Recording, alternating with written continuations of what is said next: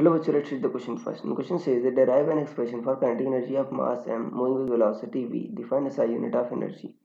So students, सबसे पहले आपको समझना होगा की कंसेप्ट क्या यूज हो रहा है. So की कंसेप्ट इज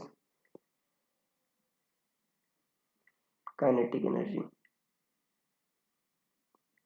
काइनेटिक एनर्जी क्या होती है बच्चों? Energy possessed by body because of its motion is called kinetic energy, right? और आपको पता है, अगर मान लेते हैं कोई बॉडी है, राइट, उस पर फोर्स एफ लग रहा है, इसका मास क्या है एम, और शुरुआत में बच्चों स्पीड इसकी 0 थी, बाद में क्या हुआ, इसकी स्पीड कुछ इंस्टेंट बाद बच्चों आपकी v हो गई, और फोर्स ये बच्चों कांस्टेंट लग रहा है, मान लेते हैं. हमको इसका एक्सप्रेशन डिराइव करना है, काइनेटिक एनर्जी का एक्सप्रेशन क्या होगा. कुछ इंस्टेंट बाद बच्चों इसकी वेलोसिटी v हो गई, और आपको पता है कि अगर फोर्स कांस्टेंट रहता है, एक्सेलरेशन भी क्या होगा, एक्सेलरेशन क्या होता है, फोर्स बाई मास, ये भी क्या होगा बच्चों को, कांस्टेंट होगा, राइट. और काइनेटिक एनर्जी आती कहाँ से बच्चों? आपने पढ़ा होगा work energy theorem. Net work done equal to change in kinetic energy K E final minus K initial. K initial क्या बच्चों आपका 0 है, शुरुआत में स्पीड तो 0 थी, मोशन नहीं हो रही थी, काइनेटिक एनर्जी होगी नहीं, तो जो के ई आएगा फाइनल वो क्या आएगा बच्चों आपका, नेट वर्क डन के बराबर आएगा. तो नेट वर्क डन निकाल लेते हैं तो काइनेटिक एनर्जी आपकी आ जाएगी. अब देखो वर्क डन क्या होता है बच्चों, फोर्स इंटू डिस्प्लेसमेंट. तो एस हमको निकालना, फोर्स ऑलरेडी दे रखा है. अब एस कैसे निकालोगे बच्चों? देखो आपको पता है v square equal to u square plus 2as होता है, राइट.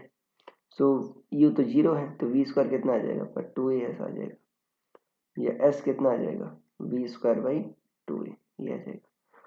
और ए बच्चा है बाई एम है, तो यहाँ पर वैल्यू रख देते हैं. तो काइनेटिक एनर्जी कितना हो जाएगा, एफ इंटू एस.